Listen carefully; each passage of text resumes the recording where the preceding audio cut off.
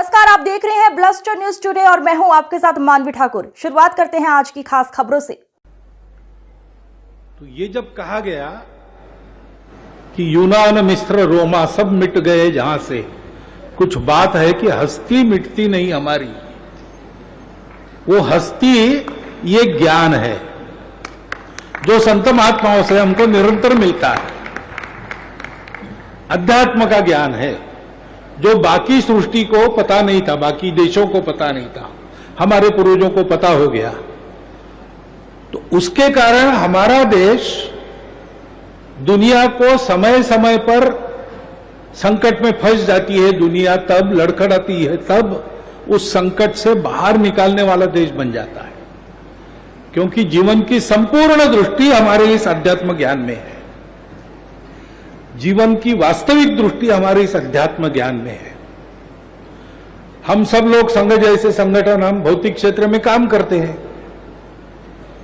लेकिन हम भी काम कर पाते हैं और हिंदू समाज, अपने देश का समाज अपने को इसमें सहयोग करता है, धीरे धीरे अपने आप को बदल देता है। इसका कारण क्या है? क्योंकि युगानुयुग से हमारे देश में संत, महात्मा, मुनिवर सब लोग समाज को ऐसे तैयार कर रहे हैं। तो बाहर के दुनिया के भौतिकता की, जड़वाद की, उपभोक्तावाद की आंधियां आती है जिसमें बाकी समाज नष्ट हो जाते हैं, लेकिन वो लहर हम पर से आकर चली जाती है, हम वैसे के वैसे कायम रहते हैं। इसका कारण वो अध्यात्म का ज्ञान है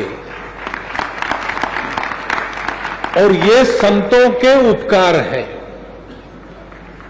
और इसलिए अपनी श्रद्धा को यहां निवेदित करना और संतों के उपदेशों को अपने जीवन में उतारने का प्रयास करना, ये काम हमको करना पड़ता है।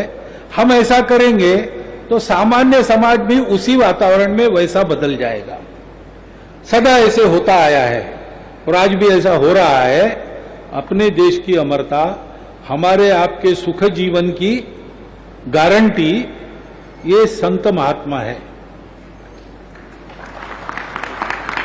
उनके द्वारा अध्यात्म का ज्ञान, अध्यात्म के प्रकाश में व्यावहारिक ज्ञान भी। अब मुनिवर इनके सबके गृहस्थी वगैरह नहीं है, गृहस्थी का अनुभव आपको ज्यादा है, ऐसा आपको दिखता भी है और लगता भी है, लेकिन गृहस्थ जीवन में भी कैसे होना चाहिए इसकी सटीक सलाह संतों से मिलती है। और इसलिए ऐसे संतों का अस्तित्व चिरकाल रहे, ये हमने प्रार्थना नित्य करनी चाहिए। सत्संग, संतों का संग, सत्पुरुषों का संग, इससे भी आदमी तर जाता है, ऐसा अपनी परंपरा में कहते हैं। उसका कारण यही है, मूल वहां है।